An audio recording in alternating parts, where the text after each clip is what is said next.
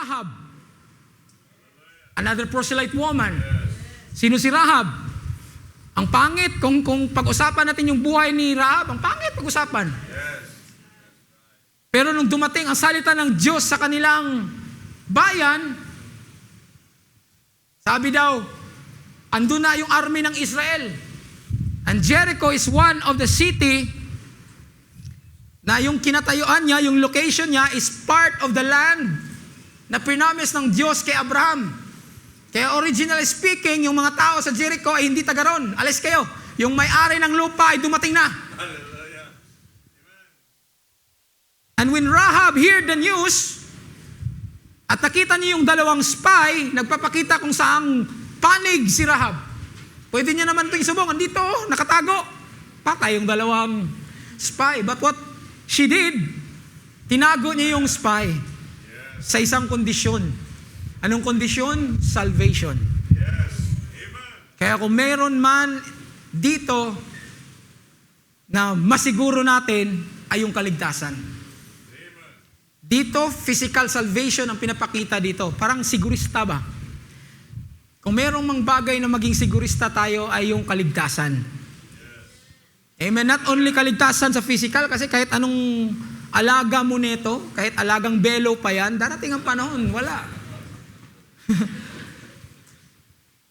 Kung meron man kaligtasan ng ating kaluluwa sa impyerno. At sino na dito makapagsabi na, by the grace of God, I have no condemnation for that. Hallelujah. So si Rahab, sabi niya, Joshua 2:11, sabi dito, for the Lord your God, He is God. You see, the profession of faith. Kahit physically walang binhi ni Abraham, but may binhi ng Diyos. Kasi na-recognize niya ang gawa ng Diyos sa kanyang panahon. For the Lord your God, He is God in heaven, above and on the earth beneath. Kaya sabi niya, balita pa lang, napapunta pa kayo dito, yung mga army namin, wala na. Kaya nung nalaman may spy, talagang hinabol. But Rahab did something that pleased the Lord. Hallelujah. Not only women na mga proselyte, we can talk about men na mga proselyte. We can talk about Uriah the Hittite. Sino nakaalala kay Uriah the Hittite? Very simple lang yung papel niya doon sa story. Asawa siya ni Bathsheba. A very loyal to King David. Hindi yun Israelite by born. Hittite yun. Pero nakita niya na itong bayan ng Israel na to have a living God. Di bali wala akong dugo, kagaya nila na dugo ni Abraham. But I'm willing to worship the God that they have. Making him na nagiging part sa community ng Israel, si Uriah. But still, nagiging yung worship niya kagaya ng mga Israelite. Sino pa? We can talk, marami pa. We can talk about Queen of Sheba. Queen na yun. May kingdom na sa kanya na. But when she heard about the wisdom of Solomon, di siya mapakali. Kasi wisdom is very important to rule a kingdom. And she has a kingdom. That's why tinawag siya Queen of Sheba. Tapos balita niya, ano daw, friendly na hari, walang gustong kumalaban. Ang reason lang naman na ayaw kumalaban kasi ng panahon ng papa niya, luhod na lahat eh. Nabalitaan na yung temple ay pure gold. Stan siya doon sa mga kwento ng mga tawag doon, mga businessman na papunta sa Jerusalem. Yung mga tawag doon, mga merchant. Yan. At hindi siya gusto hanggang kwento lang. Gusto niyang maranasan. At kaya pumunta siya doon. At out of her profession, sabi niya, blessed be the Lord your God who has delighted in you. Namangha siya doon sa wisdom ng Diyos na binigay kay King Solomon. Hallelujah.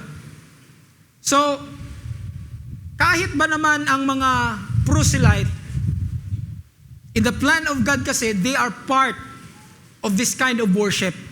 Anong worship na yon? Doon sa God of the mountain in Mount Sinai.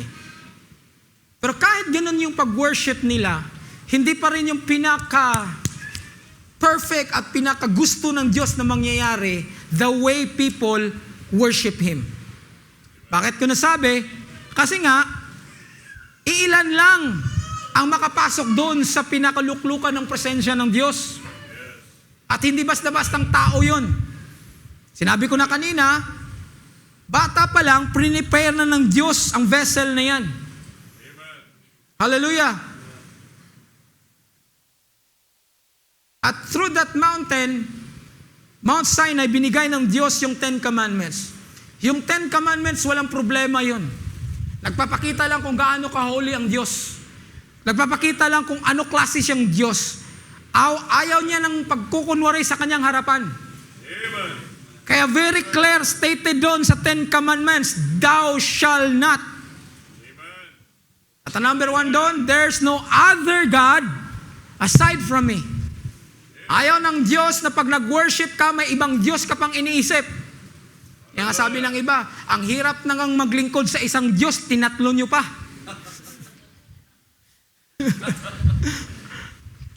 See?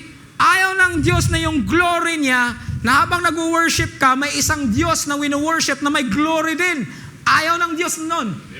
Kasi isa yon sa pinaka number 1. Top of the list, kung sa baga. And then doon sa baba, meron na yon. Thou shall not commit adultery. Thou shall not kill. Doon nakapatong ang mga law ng Diyos na gusto niya ipatupad sa tao. Now, kung ang tao ay tutuparin yon, ang tao ay righteous. Hindi pangit ang 10 commandments o commandments ng Diyos. Hindi pangit yung law na binigay. Hindi yung pangit. Kasi pag sinunod mo yon, kaya-aya ka sa mata ng Diyos kasi sinunod mo yung kanyang salita. Ang problema lang mga kapatid, sabi ng Bible, for all have sinned and come short of the glory of God.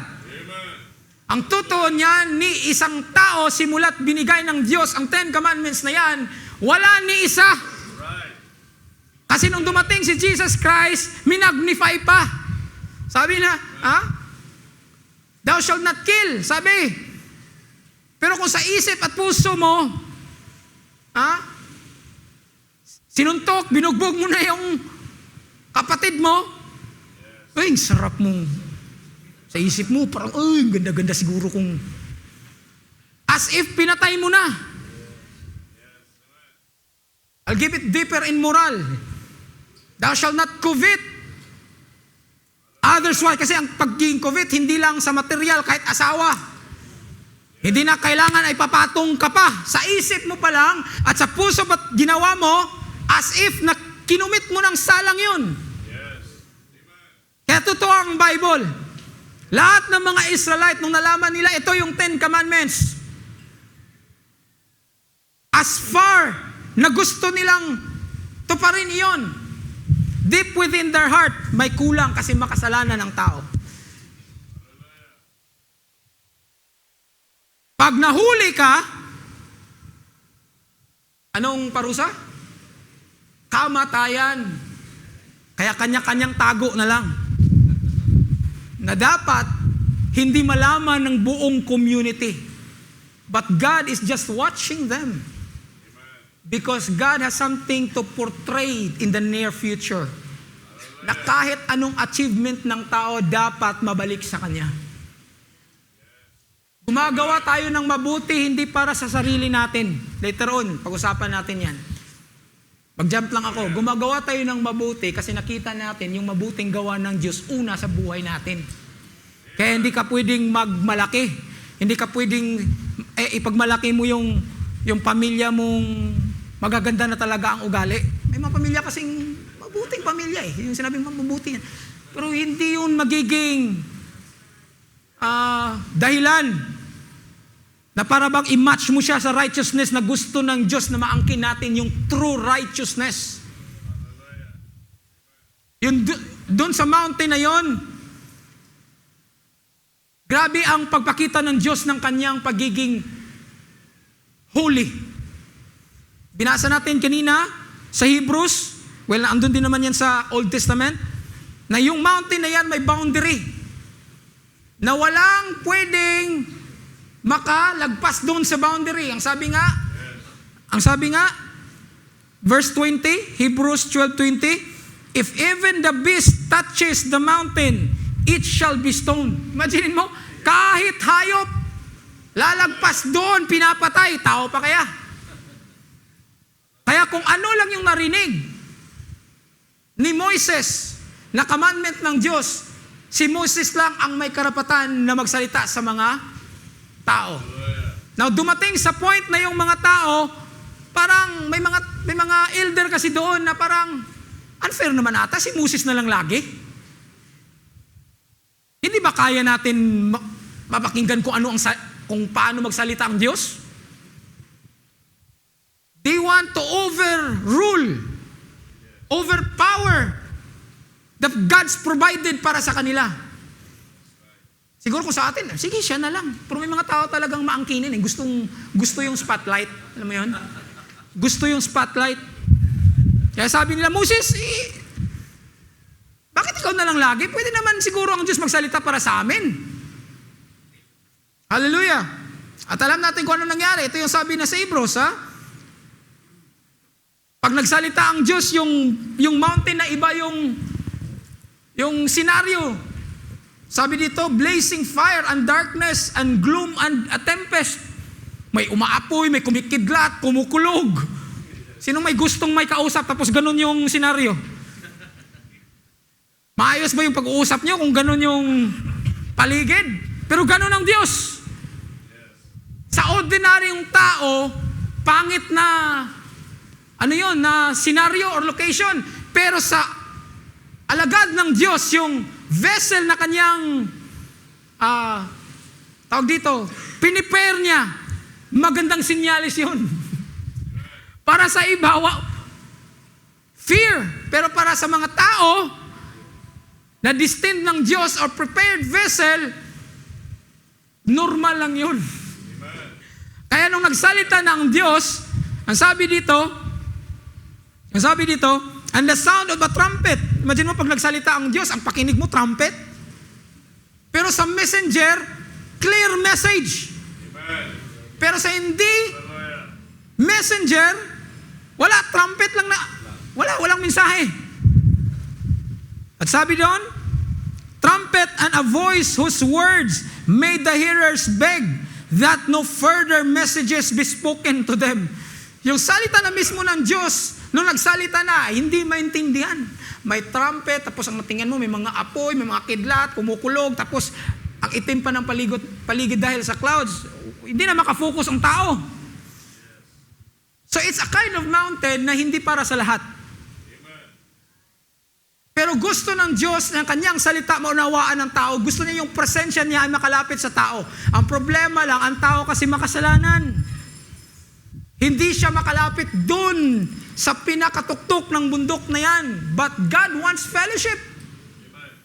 Hindi lahat ng tao have the same, sabihin na natin, opportunity or experience na pag nagsalita ang Diyos. Imagine mo, burning bush, may nagsasalita. Story lang yan, pero try to imagine, magkakausap ka sa apoy.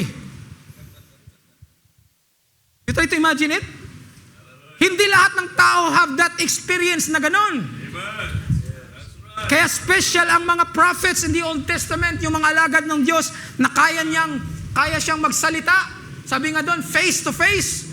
Even though there is a verse that no man has seen God at any time, which nakakatuwa nung ministerial meeting, na yun pala ay isang body ng Diyos na hindi mo lubusan or fully makikita, but pinapakita niya sa iyo na gusto niya ng fellowship kasi nagpapakita siya ng kanyang katawan sa tao. Amen. Hindi mo makikita ang Diyos, pero pag ang Diyos ay nanahan sa isang katawan, as if na nakita mo na ang Diyos. Amen. Not necessarily the Spirit of God, but His presence ramdam na ramdam mo. Because God was in that body. Amen. Nakita siya ni Moses. Gusto ni Moses makita ang Diyos. So sige, bigyan kita ng pagkakataon, pero hindi buong katawan ko ang makita mo. Yung likod ko lang. Sabi ni Moses, likod na parang tao. Bakit parang tao? Gusto kasi ng Diyos manahan sa tao. Ang pinaka-bottom line dito na pag-usap natin, ng Diyos na nakitira doon sa bundok, sabihin na natin, yung presence niya, hindi manatili doon lang. He wants fellowship sa tao. Ang problema lang kasi ang tao makasalanan, so mayroong nagbi-bridge between sa tao at sa Kanya. At yung nagbi-bridge, yun yung mga messenger of God. Nagdadala ng Kanyang salita. At ang unang binahagi ng Diyos na salita para sa mga tao, yun yung 10 Commandments. Pero naging pabigat para sa mga tao. Masyadong istrikto. Kasi out of 10 commandments, marami pang mga sub na mga commandments na nakadugtong-dugtong doon. Kaya if you read the book of Deuteronomy, ang daming mga laws doon. Kahit pagpatayo sa temple, alam niyo ba? Kahit pagpatayo doon sa tabernacle, kung anong kahoy ang gagamitin, anong tela ang gagamitin. Yung kutsilyo bang tawag dito sa inyo? Yung panghiwa? O yung kutsilyo, kahit kutsilyo. Kasi hindi pwedeng gumamit ka ng kutsilyo na purol ba tawag doon? Na pag sinaksak mo doon sa karnero, matagal pang ayaw ng Diyos na ganoon. Gusto niya very sharpen. Imagine mo, kahit sa kutsilyo na dapat matalim, sinabi pa talaga sa librong yan, sa commandment ng Diyos, yes. Parang wala lang pero God has concern doon sa lamb na papatayin na isang hiwa lang, patay agad. Kita mo kung gaano kalawak mag-isip ang Diyos. Kailangan pa talagang sabihin yan. Pero lahat yan ay nakapatong sa 10 Commandments. At daming mga rules doon. Ang sabi doon, make the 7th day to make it holy. Walang may magtrabaho sa araw na yan. Pero pag binasa mo sa baba, may mga exemption pala yun. Doon mo malalaman, may exemption pala yun. Ano yung mga exemption? For example, nahulog yung hayop mo sa balon sa araw mismo ng Sabbath or sa ikapitong araw. May rights ka na para kunin yun. Hindi ka magiging guilty doon sa law na yun. O sabi nga ng iba, talagang tinutulak sa Sabado pa lang. Sa Birnis ng gabi. Tinutulak na. Para pagka-Sabado, ayun, may gagawin sila. Alam mo yon? Kasi ang tao, nung nakita niya yung commandment ng Diyos, nung niramdam na ng tao, dahil ang tao makasalanan, naramdaman niya na ang hirap pala sundin ito. Kaya sabi ni Paul, dahil sa commandments or law of God, napakita yung pagiging makasalanan ng tao. Kaya nga hindi ka worthy umakyat sa bundok Kaya hindi, kahit sino na lang ang pupunta sa bundok na yan Hallelujah. So yung bundok na yan, it signifies, nagbigay ng fear sa tao. Imbis gusto ng Diyos fellowship, ang naramdaman ng tao, judgment. Kasi sa panahon na gusto niya ng sundin, hindi niya ma-perfect. Sino ba dito naka-perfect ng 10 Commandments? Ako, pastor, perfect na perfect ko yan. Kasi mayroon sa Bible, yung rich young ruler, yung niya kay Jesus Christ, nasunod niya daw lahat Hindi naman sinabi ng Bible nagsinungaling siya, pero hinayaan siya ni Kristo. Pero may isang problema sa kanya. He cannot live 100% solely live by the word of God.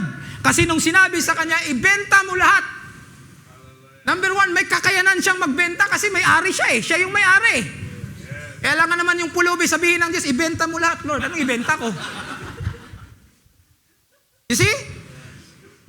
Pero sabi ng Diyos, ibenta mo lahat. You have the capacity to do it. Pero nagawa niya, hindi. Ibig sabihin yung puso niya talaga, hindi for the righteousness or for the Lord. Meron pa siyang, tawag doon, may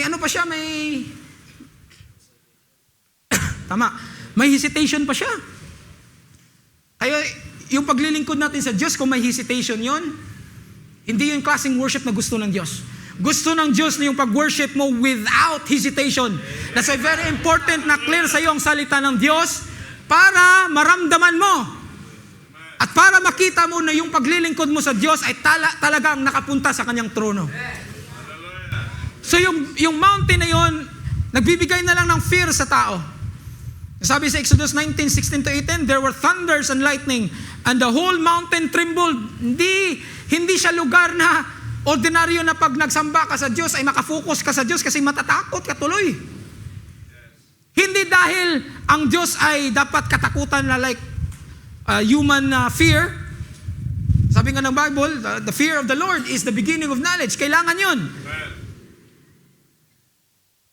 Sabi sa Hebrews 12:18-21, yung binasa natin kanina, it's a mountain that cannot be touched.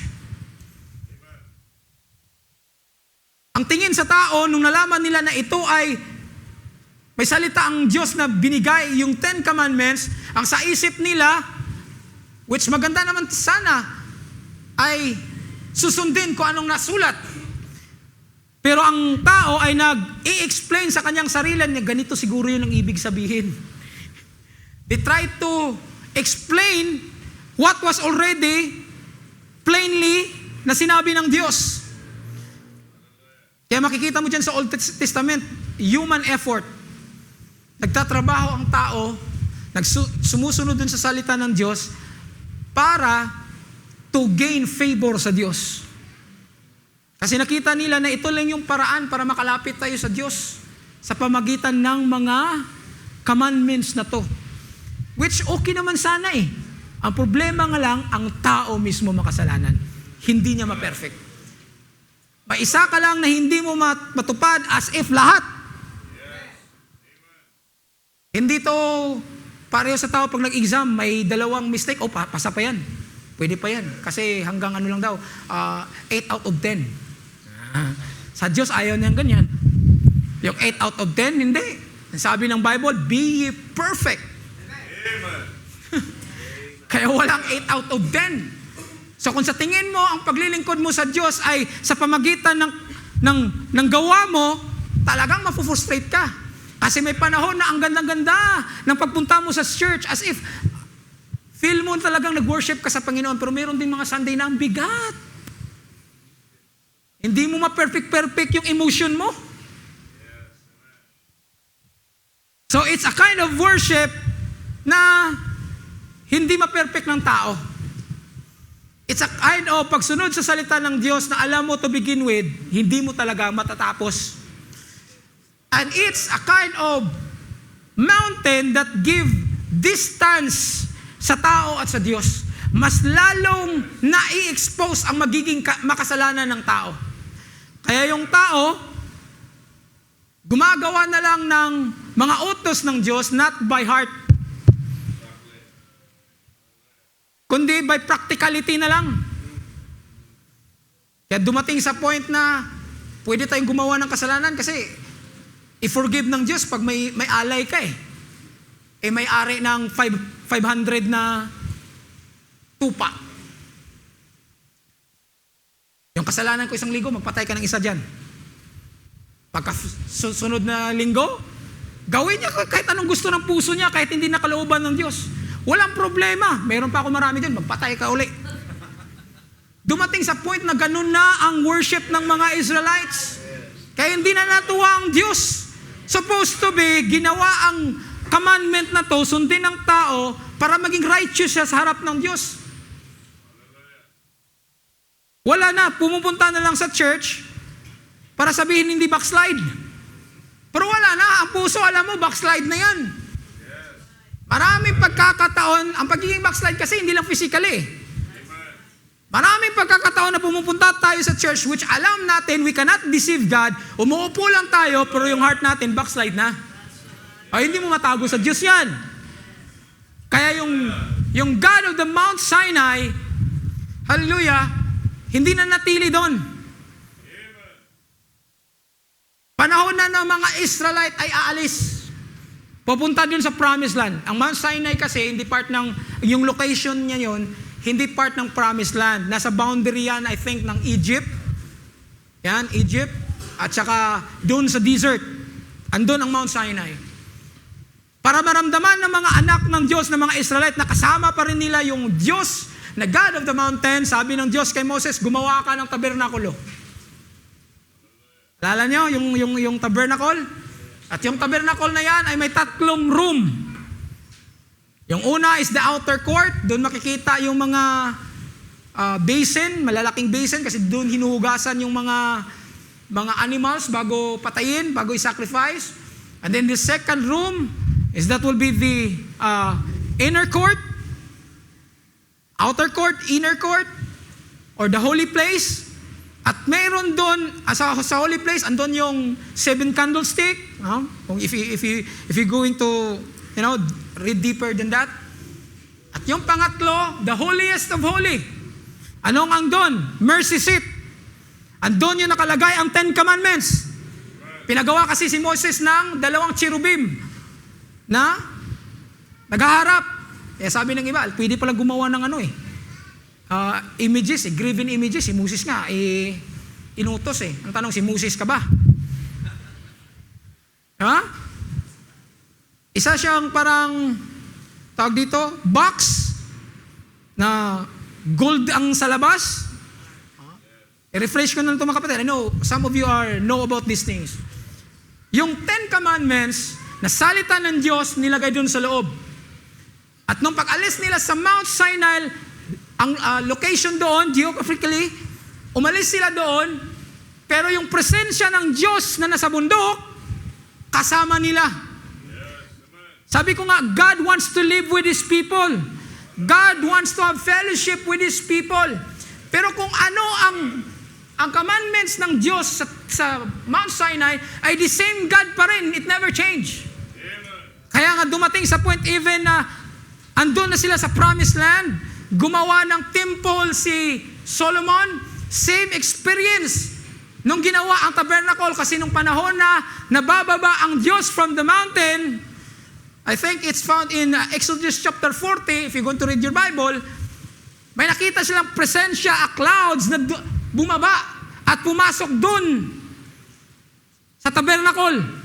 At hindi lang basta-basta, dun sa ikatatlong room. Even to the point na ang mga priest hindi na makagawa sa kanilang mga tungkulin dun sa loob kasi grabe yung thickness ng clouds, which is the presence of God. Ipakita sa kanila na yung presensya ng Diyos, even though aalis kayo sa bundok na to, kasama nyo pa rin ako. Kahit dumating na sila sa promised land, yung temple ni Solomon, ganun din ang nangyari. When the time comes na mag-dedicate na sila sa temple, tinawag nun sa mga rabbinic term, Shekinah glory. Shekinah means to dwell. Nakita nila yung same cloud, same experience na pumasok doon sa temple. At alam mo niyo mga kapatid, same mountain na walang taong makapasok doon, yung third room, hindi din basta-basta ang makapasok doon. Ay sabi sa Leviticus 16:2, the Lord said to Moses, tell your brother Aaron that he is not to come whether he chooses into the most holy place, yung pagkatong room. Behind the curtain, may kurtina. Bago ka papasok doon sa most holy place, may kurtina. Behind the curtain in front of the atonement cover, which is the mercy seat, on the ark, or else he will die. Kahit yung high priest, pinakamataas ng priest. Ang priest kasi, yun yung naglilid sa pagsamba. Pero kahit siya ay high priest, hindi siya basta-basta makapasok doon sa third room. Sa outer court, marami. Sa inner court, ilan na lang ang pwede makapasok doon. Pero sa the third room, hindi basta-basta makapasok kung kahit sino, kahit high priest ka pa.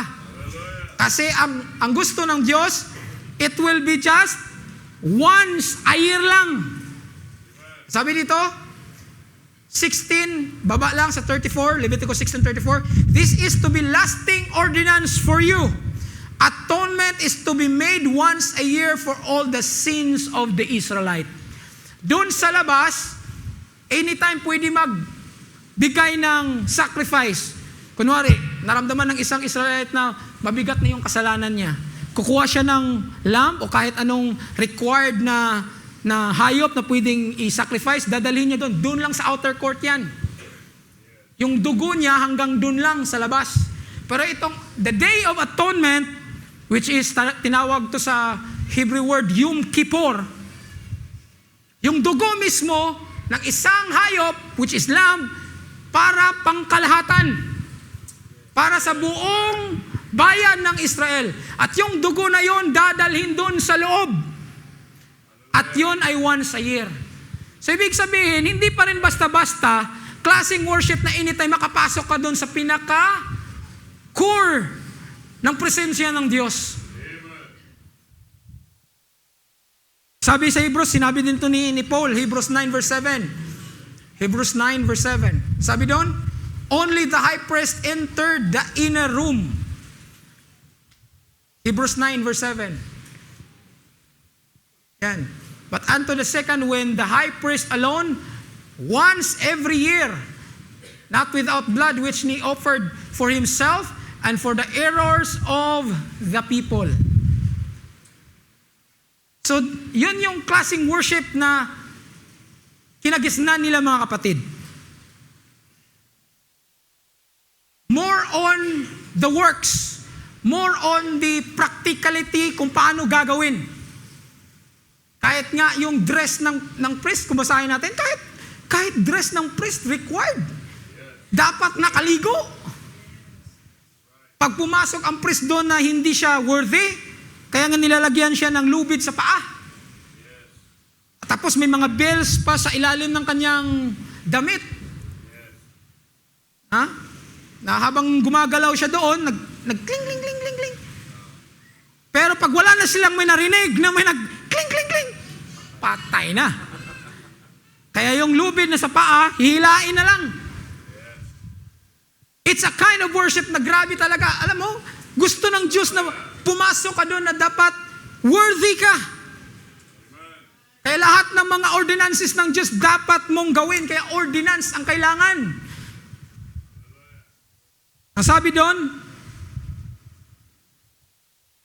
Galatians 3, verse 10, for all who are of works of the law are under a curse.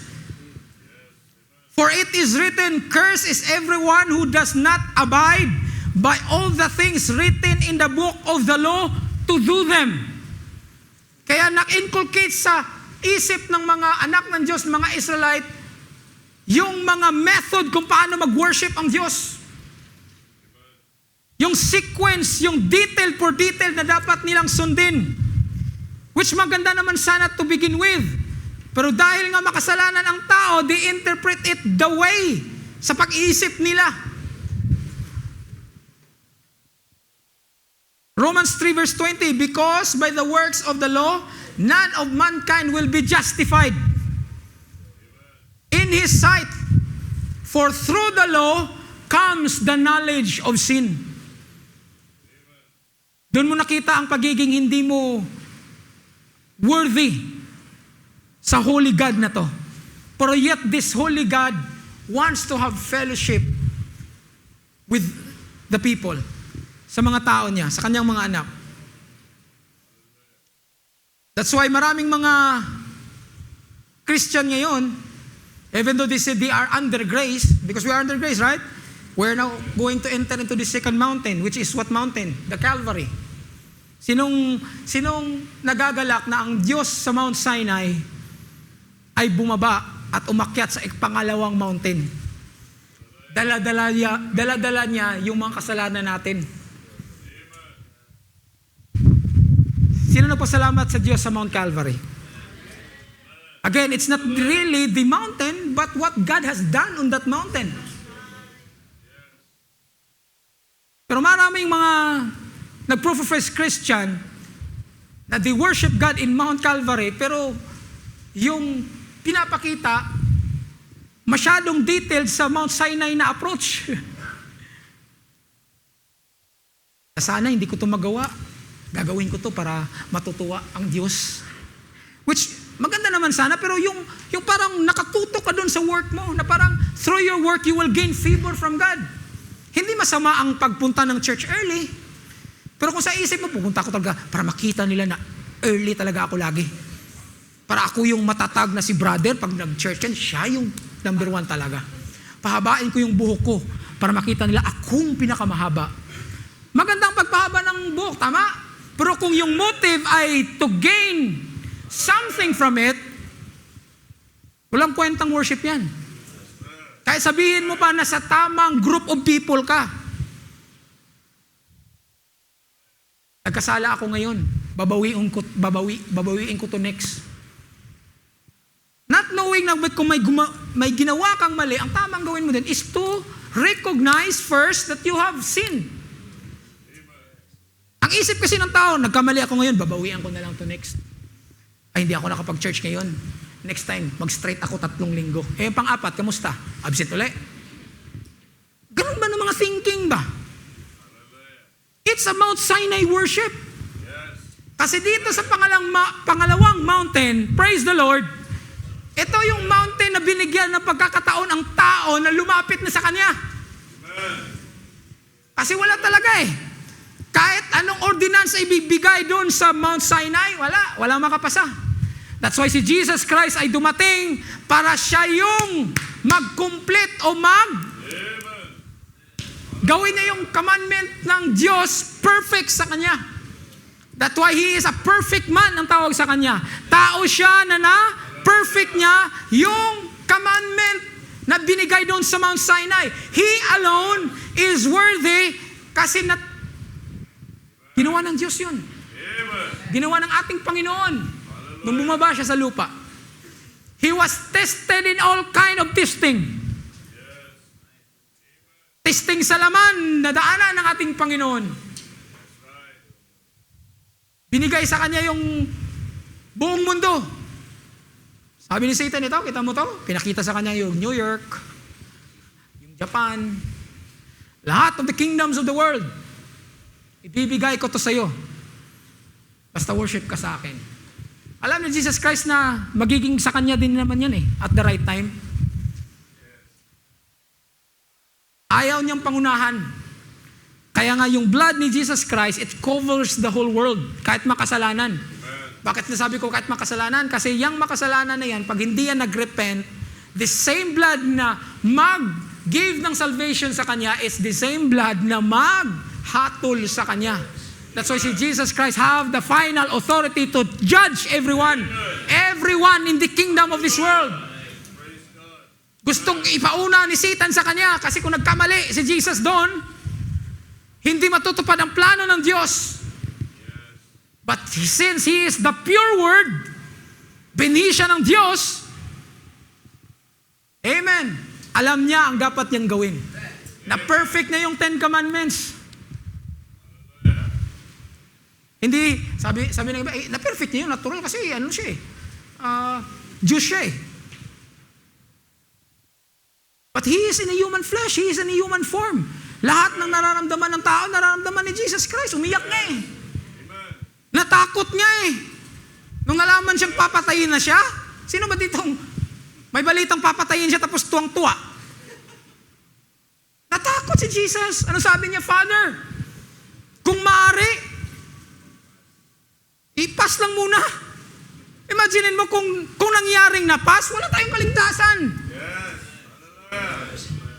But thank God, thank Jesus Christ on the second mountain. Thank you, Lord. Hallelujah. Kasi kung sa unang mountain hindi ka dun makaakyat, dito gusto ng Diyos akyat, pwede ka nang umakyat. Kaya nung namatay si Jesus Christ, yung inner court, kasi may temple dun eh. Andun pa rin yung temple. Pero yung worship ng mga tao, wala na. Ginawa na ngang business yung bahay ng Diyos. Kaya galit na galit si Jesus Christ eh. May nagbibenta ng A-bone sa loob ng church eh. Sabi ko, si pastor nag-ano. Just get what I mean. Diba? Nagbibenta doon, galit na galit si Jesus. Ginawa niyong bahay ng aking ama, house of thieves. Mabuti lang sana kung magandang negosyo eh. Tinawag house of thieves kasi nga, yung mga negosyante minsan, yan yung mga magaling magnakaw. Oh? So it's a kind of worship na hindi nakatanggap-tanggap sa mata ng Diyos. Kaya nung namatay si Jesus Christ, alam natin sa scripture, the veil was torn on the third room. Pinapakita lang ng Diyos na yung pagsamba nyo ay hindi na ayon sa Mount Sinai na pagsamba. May bagong mountain ako na ipakita sa inyo na lahat ng mga tao, kung gustong lumapit, lapit. Kung sa unang mountain gawin mo to para mabuhay, eto tingnan mo para mabuhay ka. Saan mas mamadali? Gawin mo o tingnan mo? Saan mo pinakamadali? Look and live. May shadow niyan sa Old Testament. Noong ang mga tao ay kinagat ng mga snakes. Yan. Anong snakes sa Tagalog? Ahas. Ang pinatayo ni Moses, according sa instruction ng Diyos, a brazen serpent, which signifies Jesus Christ. Kasi yung iba, saan yung magandang panghaplas dito? Pang dito para mawala tong kagat? Oh, may kilala akong magaling na doktor, punta tayo doon. Patay! Isa lang ang gusto ng Diyos, look and live. Kaya nung dumating yung real sacrifice doon sa Mount Calvary, look and live. Tingnan mo, hindi lahat ng dahil hindi pa reveal sa lahat ng mga disciple, kanya-kanyang takbo eh. Nung si Jesus Christ ay nasa sa cross, do you think lahat ng mga follower andon? Iilan lang ang andon. Lahat takbuhan na. Pero if they only knew na yun pala ay kaligtasan. Kaso nga, may plan ng Diyos eh. May attribute siya na gustong ipakita sa mga tao. Na this time pala, yes, alam ng Diyos na ginagawa natin to para sa kanyang kaliwalatian, pero hindi nakatutok lang doon. Ginawa natin noon yung mga bagay na yan dahil mahal natin siya. Iba kasi pag driven by love, lahat ng ginagawa mo basta driven by love, iba ang epekto nun. You can walk, sabi nga ng salimutan, you can walk extra mile. Pag yung ginagawa mo caused by love, nako, may ibubuga yan na hindi mo maibubuga ng basta-basta. Kaya may sabi, you can give without loving, but you cannot love without giving. Pwede kang magbigay na walang pagmamahal, pero imposibleng nagmamahal ka at hindi ka magbibigay. Tingnan mo nung nangligaw ka, lahat, kung pwede lang mabili mo, ibili mo, bigay mo sa kanya eh. Tama? Narinig mo lang, ay mahilig siya ng Starbucks, tapos ganito yung gusto niya. Nako, bili agad. Narinig mo pa lang na yan yung gusto niya. Lahat gusto mo. Bilhin para sa kanya. Hallelujah. Yun yung gustong pagmamahal ng gusto ng Diyos. Kasi lahat ng pangailangan mo, ginawa ng Diyos dahil mahal ka ng Diyos. Dahil anak ka ng Diyos. Hindi mo pa alam na kailangan mo yan, alam niya nang kailangan mo to. Hindi mo pa alam, kaya sabi ng Bible, minsan pag nag-pray ka, hindi pa lumalabas yung prayer mo, alam na ng Diyos. This kind of God, gusto niya talaga a deeper relationship sa tao, kaya dito sa second mountain, lahat pwede nang lumapit sa Kanya. Tatanggapin mo lang na, Lord, yung unang mountain, di ako nakapasa doon. Pero dito sa second mountain, I put my trust in the one that you sent, your Son, Jesus Christ. Siya na yung gumawa para sa akin. Naniniwala ko na yung gawa niya para yun sa akin. And through His blood, magiging worthy na ako na papasok sa iyong presensya. Dati, hindi naintindihan ng mga tao yun. Kaya nung naintindihan natin, that's the only way to please God, to worship God in that kind of setting, hindi tayo nagdalawang isip lumapit sa Kanya. Sino dito ang lumapit na sa Kanya? At sino dito ang gusto pang lumapit? Kasi mayroong mga taong lumapit, nakaramdam na, nakaranas na sa gawa ng Diyos, bumaba pa ng bundok. Andun na sa Mount Calvary, bumaba pa. Bumalik kung saan siya galing. Kaya maraming mga tao that accept Jesus Christ as their personal Savior, igagrant ng Diyos yon. From the condemnation of sin. From the condemnation of hell, rather. Kaya hindi pwede sabihin natin, pag yan, hindi naging anti-message yan, impyerno na yan. Wala tayong ganun. Ha?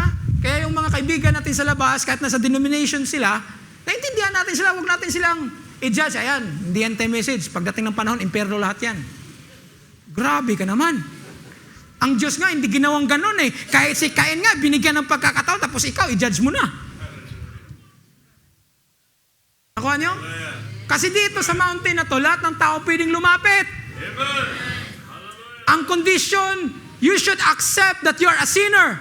You should accept na hindi mo kayang gawin ang utos ng Diyos na ma-perfect mo. And the only way na magiging worthy ka sa harap ng Diyos is through the beloved, which is Jesus Christ. That's why salvation is through Jesus Christ alone. Salvation to what? Salvation to the condemnation to hell. Na maimpyerno. Ako niyo mga kapatid. Kaya tingnan mo yung mga denomination, marami sila, tanongin mo, ginawa nila yan para sa ano? Para kay Satan ba yon? When in fact, yung mga profession nila, yung mga ginagawa nila, minsan masasabi pa natin, parang mas pulido pa sila kaysa akin ah. Minsan nagiging guilty pa tayo, mas mahusay pa yung service nila sa Diyos ng Mount Calvary. The way they worship. For the fact remain, mga kapatid, na itong Mount Calvary na to, just like Mount Sinai, parang naging tradisyon sa mga tao, yung paggawa ng Ten Commandments.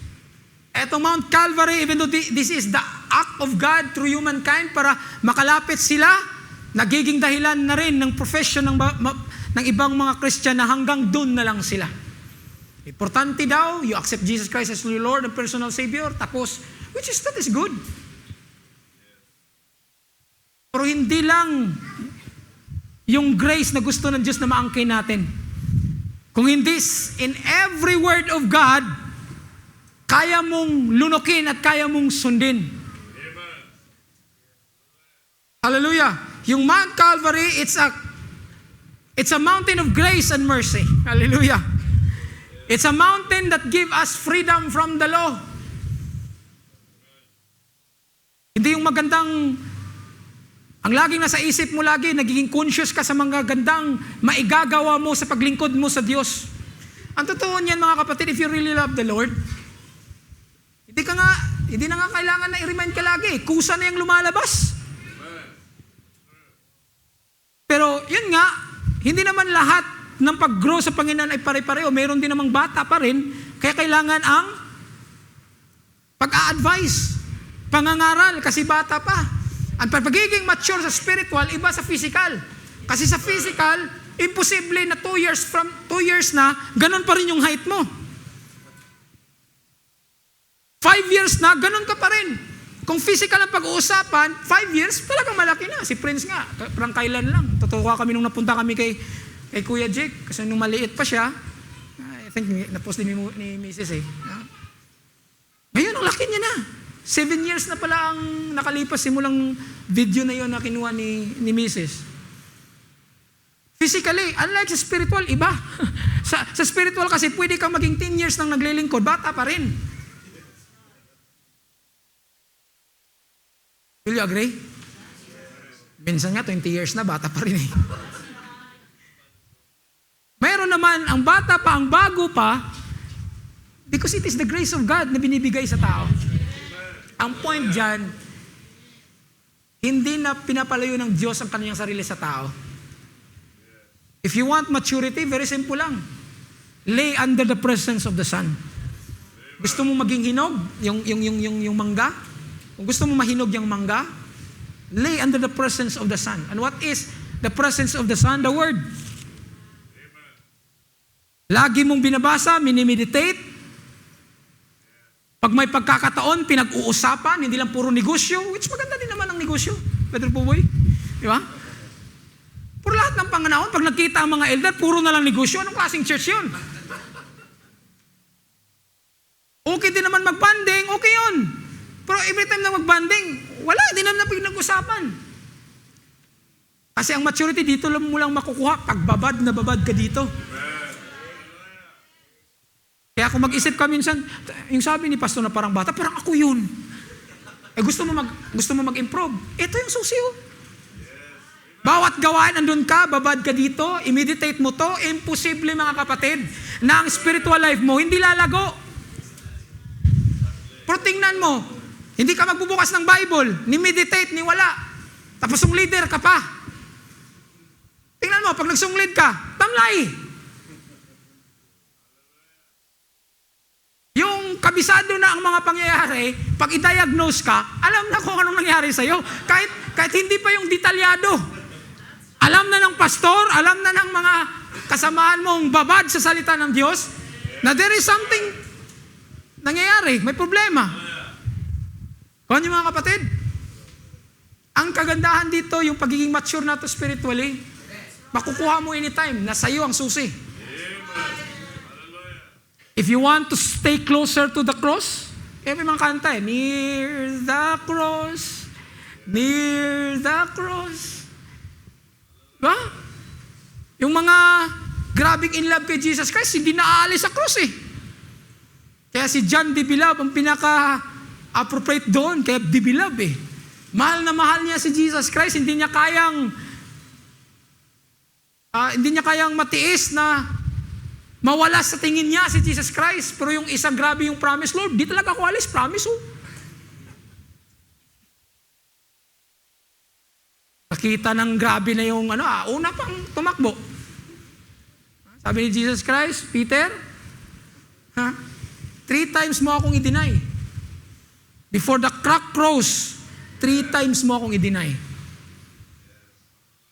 But since Peter is one of the seed of God, anak ng Diyos, bini ng Diyos, iban din ang experience na pinadaan ng Diyos sa kanya, pero dumating din sa point na yung relationship niya through this God na hindi basta-basta ka makalapit, nakalapit sila. Sa atin mga kapatid, kahit hindi natin naabutan yung physical form ni Jesus Christ, iniwan niya ang kanyang salita. If you want to get closer to Him on this Mount Calvary na pag-worship, lumapit ka dito. Ibabad mo sarili mo dito. At malalo mo siyang makilala ng lubusan. Hindi isang portion lang. Nung nalaman mo, ay ganito pala ang Diyos, ganito. Iilan lang yan. Kasi hanggat sa kanyang pagparito, hindi natin siyang makilala ng totoong lubusan. Kung hindi natin siya personally makikita. So itong mountain na to, it gives us relationship with this God. Ibig sabihin, lahat ng gagawin mo dahil ginawa mo yan dahil sa kanyang bugtong anak. Lahat ng labor mo, ikikredit mo na ngayon doon sa Son of God, which is Jesus Christ. Hindi dahil may mabuti kang gawa. Kasi sa Mount Sinai, padamihan, kung marami ka lang, sabi ko na kanina, kung marami kang alagang hayop doon, wala kang problema kahit anong kasalanan ang gagawin mo. Kasi meron kang ialay, pero dito isa lang, once and for all. Isang pag-aalay, si Jesus Christ.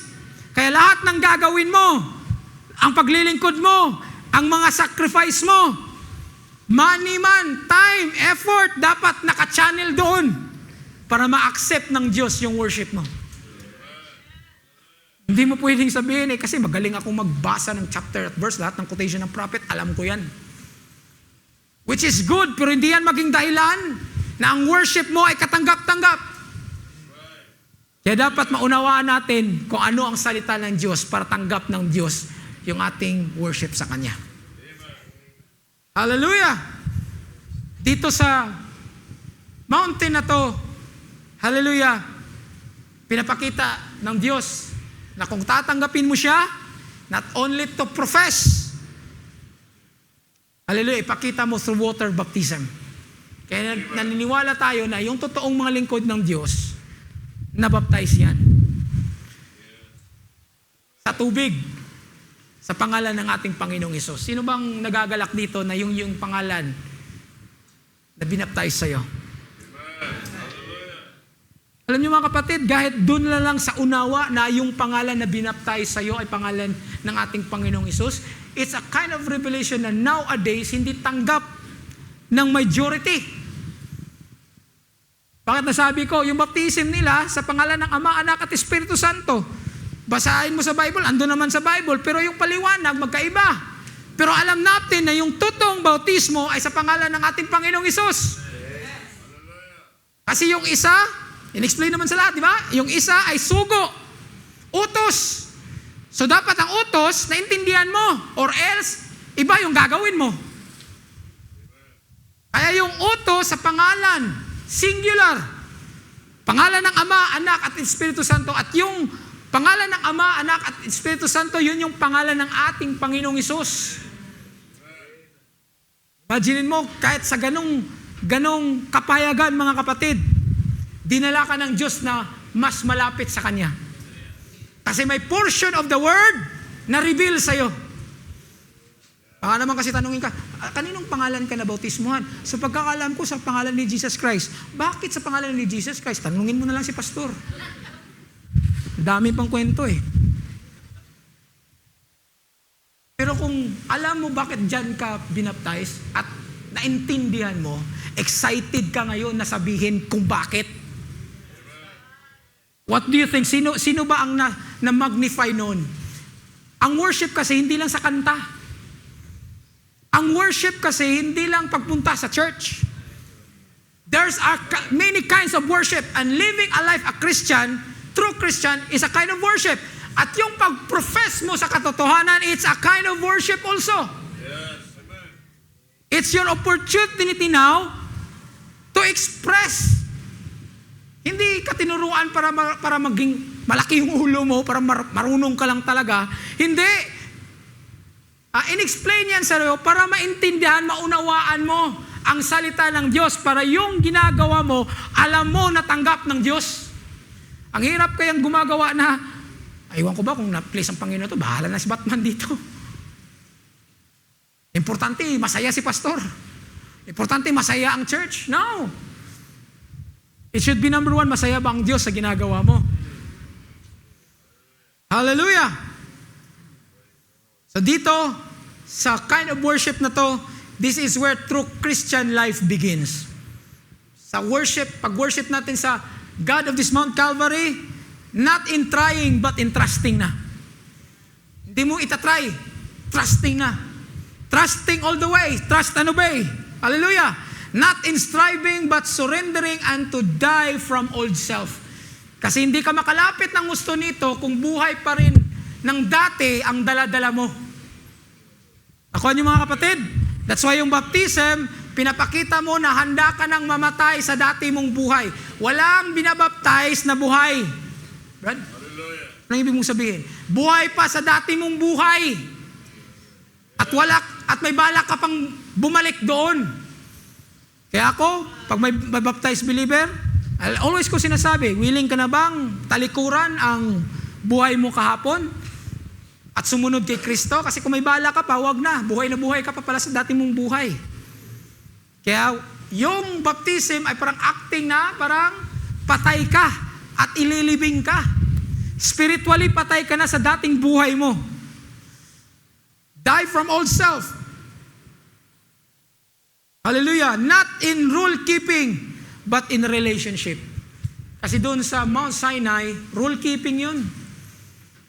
Batas to, batas dito, which magandang batas. Problema nga, hindi masunod-sunod. Not in rule keeping, but in relationship. Kasi kung may totoong relationship ka sa God of this Mount Calvary, gagawin mo na may pagmamahal yung ginagawa mo para sa Diyos. I want to quote lang sa sinabi ng prophet sa The Hidden Life in Christ. Mount Sinai was a place of duty. Sabi niya, Mount Sinai is a place of duty. Totoo naman. Very particular sa mga gawain. Mount Calvary was a place of grace. People are still trying to live in Mount Sinai. Kahit Christian na. Ay, huwag gawin to kasi bawal to.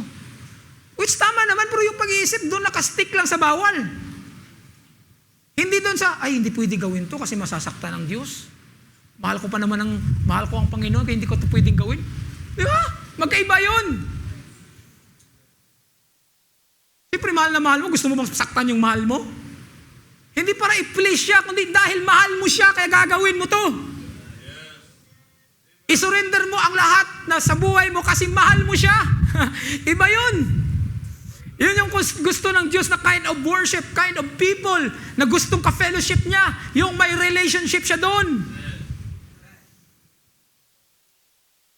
If I'll go church, I'll pay my dues. If I'll do this, I'll do that. If I'll quit and stop that, that's still on Mount Sinai. Sabi dito, when you come to a place where you are dead and your life is hid in God through Christ, that is Colossians 3:3, sealed by the Holy Ghost, the whole Christian life became a great, glorious shout and hallelujah to you. Iba na yung paglilingkod mo sa Diyos, iba na yung lakad mo. Hallelujah. And we notice that once in there, he was isolated from the world. The curtains dropped around him and he was hid away with God. Everything became a real and glory in this place when we once get hid away with Christ. Everything becomes a new thing to us then. Napansin nyo, nung very particular ka sa mga gawain, parang detalyado, parang na-stress ka patuloy. Pero from out of love, at revealed sa iyo na ito yung tamang gawin, masaya ka. Masaya ka. Imagine mo na lang, naglilingkod yung asawa mo sa'yo. Magluto ako paghapon kasi darating yun, magagalit pa naman yun pag walang ulam. Imagine mo ganun yung mindset ng asawa mo. Kaysa doon, magluluto ako kasi pagod na pagod yung asawa ko. Ito lang yung paraan para mapakita ko sa kanya na mahal ko siya. Gandahin ko yung pagluto ko. Nakita mo yung dalawang thought, magkaiba? Pero yung action, pareho, nagluto. Pero yung mindset, yung puso, magkaiba. Yun yung gusto ng Diyos, mga kapatid. Kaya kung ang paglilingkod mo ngayon sa Panginoon is based dun sa mabuting mong gawa, dahil may ibubuga ka, hindi yun. Pero kung pumunta ka dito at naglingkod ka dahil mahal mo siya, iba yun. Yan yung gusto ng Diyos sa mga anak niya. Magagawa mo lang yan sa Mount Calvary. Kay Kristo mo lang yan magagawa. Hallelujah! Kagandahan dito mga kapatid, it's not forever na pag-worship natin sa Diyos ay hanggang doon lang sa Mount Calvary. Darating ang panahon na may another mountain na doon titira ang Diyos na kasama niya tayo. And lastly, dito ako magtatapos siguro mga kapatid. Ito yung Mount Zion. I will talk about Mount Zion a little bit. Ang Mount Zion, it's a kind of mountain na kung basahin natin sa Old Testament, yun yung bahay ni King David. Doon tinayo. Ang Mount Zion kasi ngayon, marami ng mga portion na sinabi dito ang Mount Zion, dito ang Mount Zion. Pero if we go back to the Bible, yung Mount Zion, doon pinatayo ni David ang kanyang headquarters. At ang Mount Zion nasa loob ng walls of Jerusalem. Hindi sa labas. Ang Mount Sinai nasa labas. Ang Mount Calvary nasa labas. Pero ang Mount Zion nasa loob. Bakit special din ang Mount Zion? Ang sabi kasi sa Hebrews, balik tayo doon. Sabi doon sa Hebrews, but you have come to Mount Zion and to the city of the living God, heavenly Jerusalem, an innumerable angel and feasting gathering. Ibig sabihin, ibang mountain to kasi may mga angels doon. It's an innumerable angels feasting gathering. And to the assembly of the firstborn who are enrolled in heaven, and to God, the judge of all, and to the spirits of righteous made perfect, and to Jesus, the mediator of the new covenant, and to the sprinkling blood that speaks better word than the blood of Abel. Itong Mount Zion, it speaks about rulership, paghari. Marami ang nakapasok doon sa Mount Calvary, pero hindi lahat nakapasok sa Mount Calvary ay andon sa Mount Zion. Bakit nasabi ko? Kasi sa Mount Zion, ang pinapakita dito, it's a mountain of ruling. Paghari. At ang paghari, ang pwede lang doon ang makapunta ay yung mga seed of God. Kung maalala niyo sa Old Testament, yung kingship doon, yung kingdom ay ruled sa isang pamilya. Pag ang hari ang namatay, hindi pwedeng kukuha lang doon sa, ang usually na nangyayari, hindi kukuha doon sa kabilang kingdom. Hindi kukuha sa ordinaryong mga tao. Pag namatay yung hari, kukuha doon mismo sa lineage ng hari.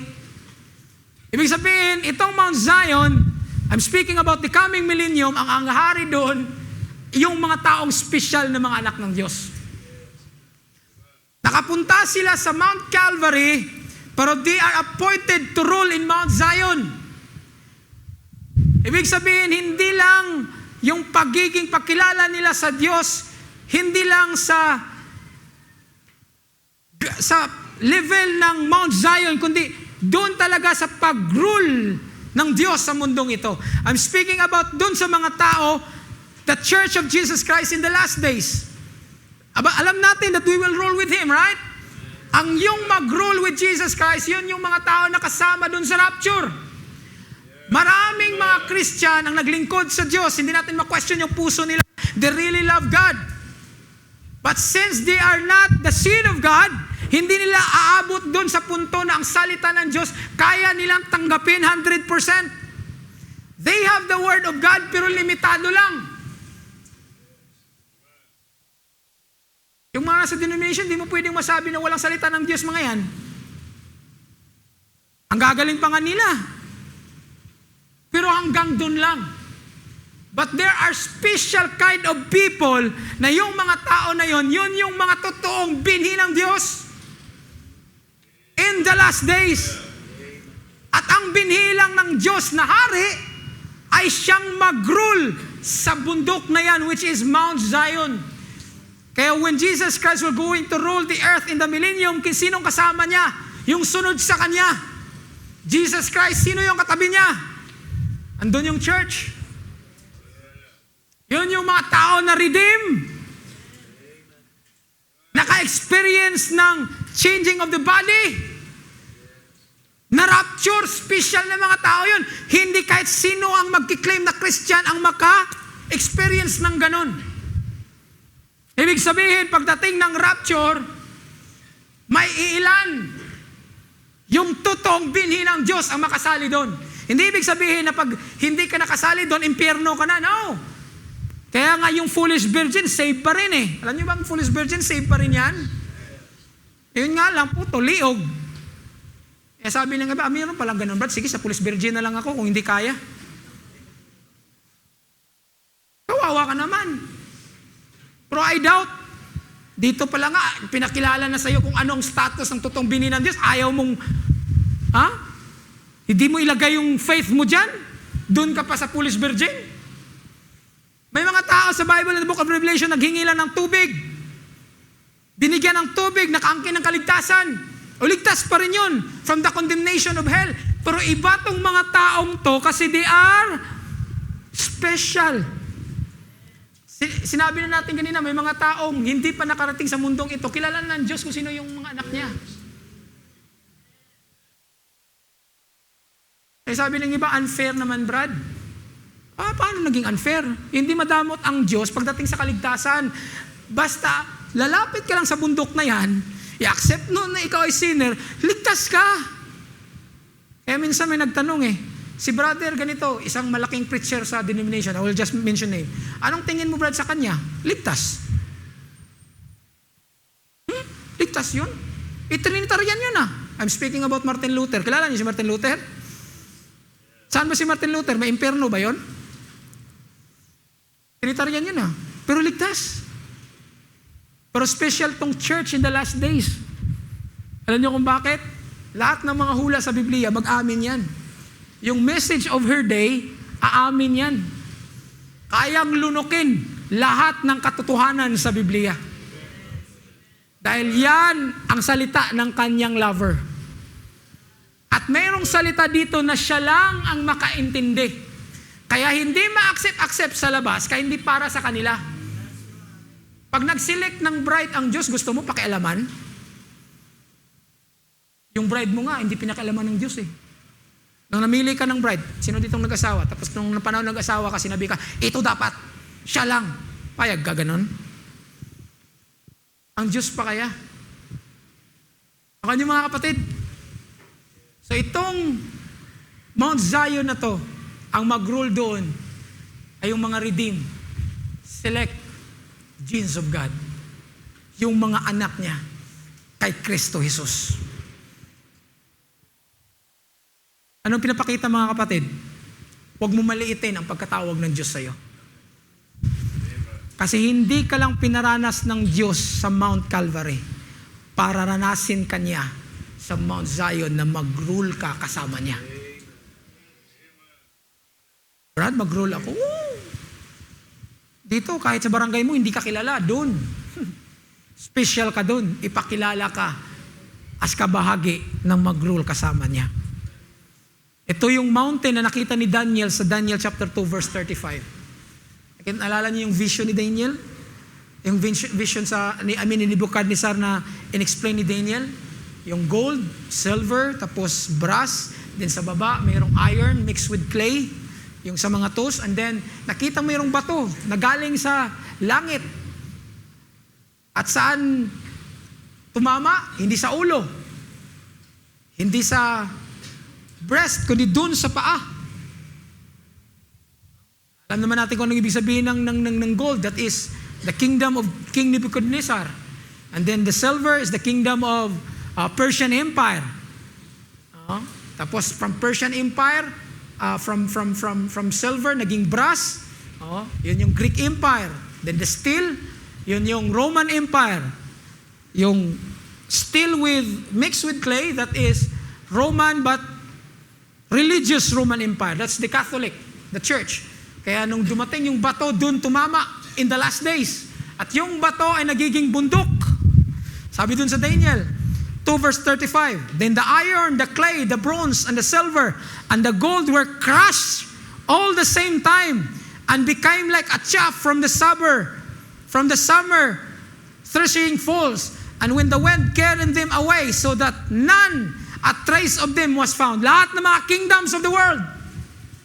Nung dumating yung bato na yon, nawala lahat, napulbo, hindi na nakita.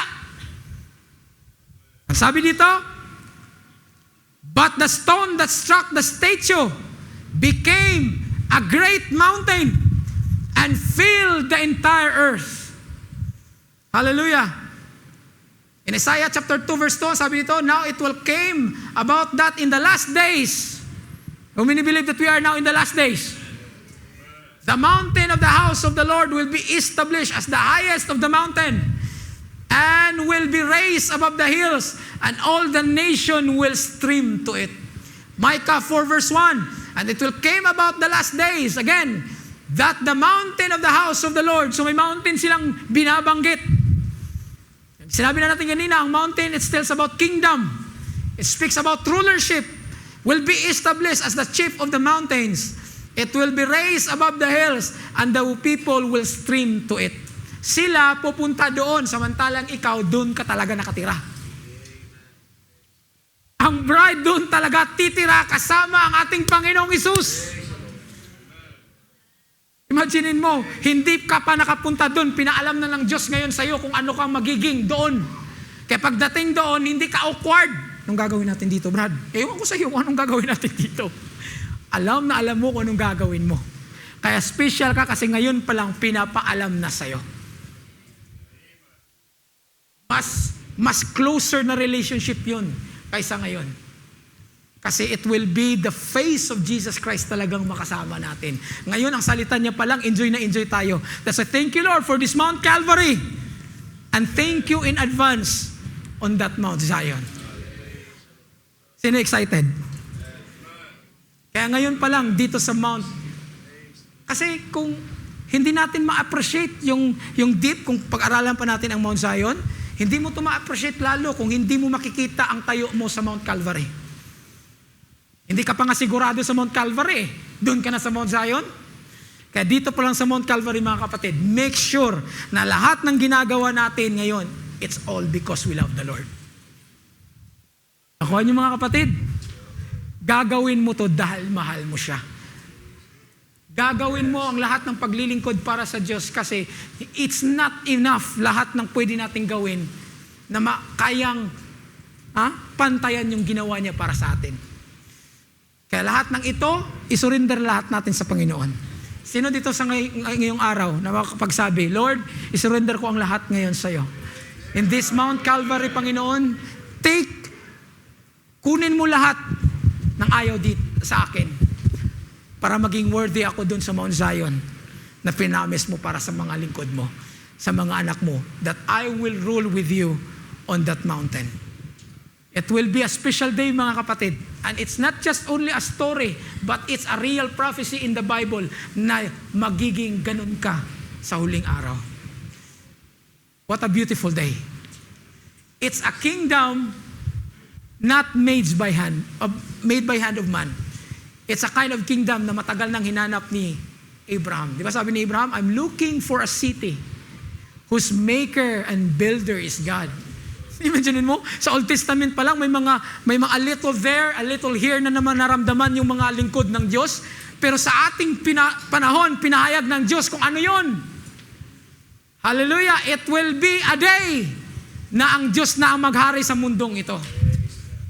So there will be a perfect rulership. And sinong kasama niya? Amen! Hallelujah! Sinong nakita ang sarili na kasama mo ang Diyos doon? Kasama mo ang Diyos doon kasi binika ng Diyos. Anak ka ng Diyos. Kung ang papa mo'y hari, magro-rule ka rin. Kaya wag mo i-underestimate ang pagiging believer mo. Wag mong tingnan lugi ka. Wag mong tingnan na parang aping-api ka. Sige lang, hayaan mo. Kasi darating ang panahon, God will exalt His children. Hallelujah. Do you love the Lord? Will you still continue in this journey, mga kapatid? Will you still enjoy worshiping God in this Calvary? Yung iba, yung story ng Calvary, story na lang. Parang tradisyon na lang. Pero sino dito ang ramdam pa rin ang power ng ginawa ng Diyos dahil sa Mount Calvary na to? Now, without this mountain, hindi tayo makalapit sa Kanya. Let's clap our hands to the Lord, mga kapatid.